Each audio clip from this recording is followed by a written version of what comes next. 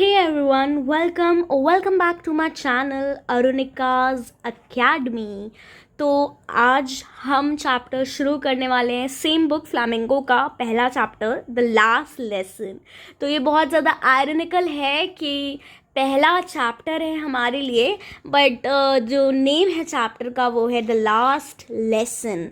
It is written by French novelist Alphonse Daudet. Okay, so move on to our chapter. मैं ज़्यादा introduction नहीं दूंगी, direct chapter की तरफ मूव करूंगी। अब की बार मैंने बुक का ही प्रिंट आउट ले लिया है, ठीक है। तो ये है हमारा चैप्टर द लास्ट लेसन, जो कि लिखा गया है फ्रेंच नॉवलिस्ट के द्वारा, जो कि हैं हमारे अल्फोंसे दाऊदे। He was born in 1840 and died on 1897. Okay. So he was a French novelist and a short story writer. The last lesson is set in the days of Franco-Prussian War. तो ये जो हमारा जो लास्ट लेसन है ना, ये कब के टाइम का है? ये तब के टाइम का है जब फ्रैंको प्रूशियन वॉर चल रही थी। फ्रांस और प्रूशियन के बीच में क्या चल रही थी? वॉर चल रही थी, विच इज़ बिटवीन 1870 टू 1871। ये जो लास्ट लेसन है ये उन दिनों की बात है, ठीक है। इन विच फ्रांस वॉज डिफीटेड, जिसमें फ्रांस हार गया था। किससे? प्रूशिया से। प्रूशिया ने फ्रांस को हरा दिया था, which is led by Bismarck. Prussia then consisted of what now are the nations of Germany, Poland, and parts of Austria. In this story, the French districts of Alsace and Lorraine have passed into Prussian hands. तो यहाँ पे क्योंकि क्या France हार गया है, France और Prussia के बीच में वॉर था, जिसमें से फ्रांस क्या हो गया है? हार गया है, जिसकी वजह से अब जो फ्रेंच डिस्ट्रिक्ट्स हैं Alsace and Lorraine, these two districts are being hand over to Prussian, ठीक है, क्योंकि Prussian has defeated France. Now read the story to find out what effect this had on life at school, ठीक है। Now we will see about कि इसका effect क्या होता है स्कूल लाइफ में। लेसन है the last lesson, it's all about कि उन बच्चों का, उन टीचर्स का क्या रिएक्शन होता है जब उन्हें ये पता चलता है कि now they are not going to study French any more. अब वो फ्रेंच नहीं पढ़ पाएंगे क्योंकि प्रूशियन आर्मी के क्योंकि उनकी पूरी जो डिस्ट्रिक्ट्स है एल्साजे लोरेन, ये सब प्रूशियन को हैंड ओवर कर दी गई है। Line by line explanation start करती हूँ। हियर मीन्स फियर, ठीक है। ड्रेड का मतलब क्या है? Fear. So I started for school very let that morning and was in great dread of scolding, especially because M. Hamel said that he would question us on participles and I did not know the first word about them. For a moment I thought of running away and spending the day out of doors. It was so warm, so bright. The birds were chirping at the edge of the woods, and in the open field back of the sawmill, the Prussian soldiers were drilling.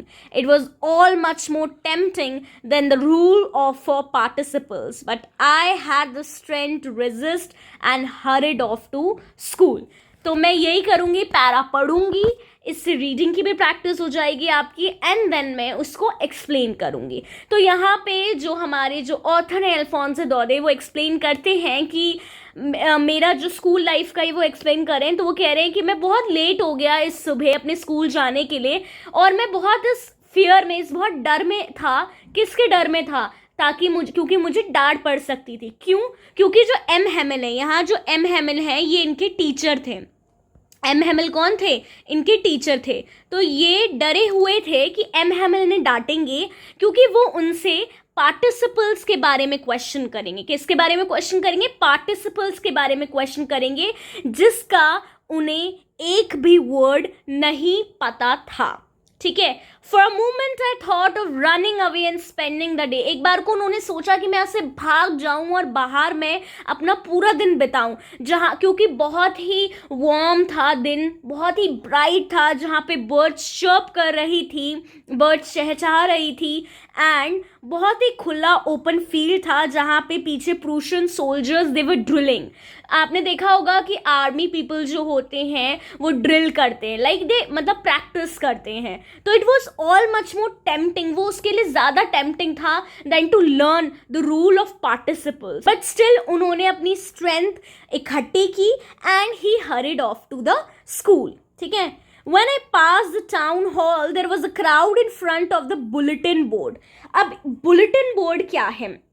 तो bulletin board पहले के time पे ना एक board हुआ करता था, like notice board type का, जहाँ पे कोई इम्पोर्टेंट इंफॉर्मेशन आती थी और लगाई जाती थी कि हाँ ये, जिससे कि लोगों के आते जाते लोगों को पता चले कि हाँ आज की क्या इंपॉर्टेंट इंफॉर्मेशन या कोई नोटिस आया है आर्मी की तरफ से, क्योंकि तब वॉर लाइक सिचुएशन ही थी. ठीक है. तो बुलेटिन बोर्ड में उन्होंने देखा कि वहाँ पे कुछ क्राउड है, कुछ लोग खड़े हुए हैं.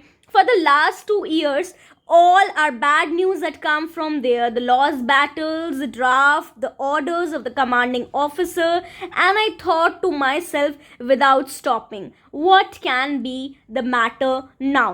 ठीक है. तो अब क्या हुआ, तो जब वो जा रहे थे तो उन्होंने देखा कि जो बुलेटिन बोर्ड है ना, यहाँ पे बहुत क्राउड था, बहुत भीड़ थी, और वो ये बता रहे हैं कि ये जो वॉर है वो पिछले 2 साल से चल रही है, और तब से ही हमेशा कभी भी अच्छी खबर नहीं आती, हमेशा बुरी खबर ही आती है.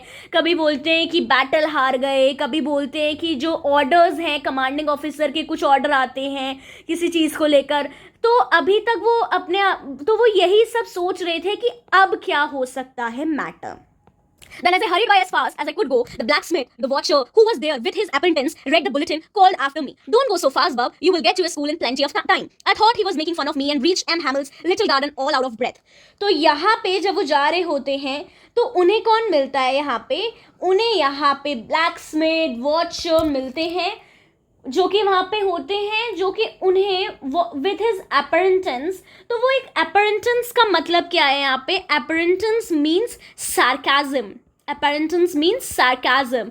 तो वो यहाँ पे एक सार्काज्म मारते हैं उनको, और वो बोलते हैं कि डोंट गो सो फास्ट बब. बब मीन्स बॉय, या कुछ भी आप समझ लो. बब मीन्स बेसिकली बॉय होता है, it's like a short thing of boy. तो वो बोलते हैं कि don't go so fast boy, you have plenty of time and you can reach your school in plenty of time. अभी तुम्हारे पे बहुत टाइम है, तुम आराम से जाओ, इतनी जल्दबाजी क्यों मचा रखी, तुम आराम से जाओ, पहुंच जाओगे स्कूल. तो यहाँ पे बेसिकली ये जो पीपल थे ये उन्हें सार्काज्म मार रहे थे, अपरेंटिस सटायर मार रहे थे कि अभी तुम पे बहुत टाइम है, तुम आराम से जाओ. तो उन्हें ये पता चल गया था कहीं ना कहीं कि they were making fun of him. Usually when school began there was a great bustle. अब वो यहाँ पे क्या बता रहे हैं? वो यहाँ पे स्कूल की बातें बता रहे हैं. क्या बता रहे हैं वो यहाँ पे? स्कूल की बातें बता रहे हैं. कौन? फ्रांस. तो फ्रांस कहता है कि usually when school began there was a great bustle which could be heard out in the street, the opening and closing of desks, lessons repeated in unison, very loud, with our hands over our ears to understand better, and the teacher's great ruler rapping on the table. But now it was all so still. तो ये para थोड़ा important है क्योंकि यहाँ पे कुछ important चीज़ है. यहाँ पे स्कूल का डिस्क्रिप्शन है कि पहले स्कूल कैसे हुआ करता था और आज के दिन स्कूल कैसा है. तो यहाँ पे फ्रांस बताता है कि यूजुअली जब स्कूल शुरू होता है तो वहाँ पे ग्रेट बसल, मतलब बहुत शोर शराबा होता है जो कि स्ट्रीट से ही सुनाई देता है. द ओपनिंग और क्लोजिंग होती है डेस्क की, उसकी आवाज़ें सुनाई देती हैं. Lessons repeated in unison. Unison का मतलब है यहाँ पे यूनिसन. यूनिसन इट मीन्स जो कि है बेसिकली एक साथ. ठीक है, एक साथ. आपको पता है जब स्कूल में जब कोई रीडिंग होती है, कोई भी कुछ भी लेसन पढ़ाया जाता है तो सब लोग एक साथ पढ़ते हैं, उसे एक साथ उसे रिपीट करते हैं. तो यूनिसन में वो उस चीज़ को रिपीट करते हैं, मतलब एक साथ रिपीट करते हैं. तो lessons they are repeated in unisons, बहुत लाउड विद अ हैंड्स. उनका जो हैंड्स होते थे वो उनके कानों पे रखते थे वो, ताकि उन्हें समझ आए चीज़ें. और जो टीचर का जो रूलर था वो जोर जोर से टेबल पे पढ़ता था. But now it was all so still. लेकिन आज का दिन थोड़ा अलग था, थोड़ा अजीब था, क्योंकि आज के दिन पूरा सन्नाटा था, सब खामोशी थी.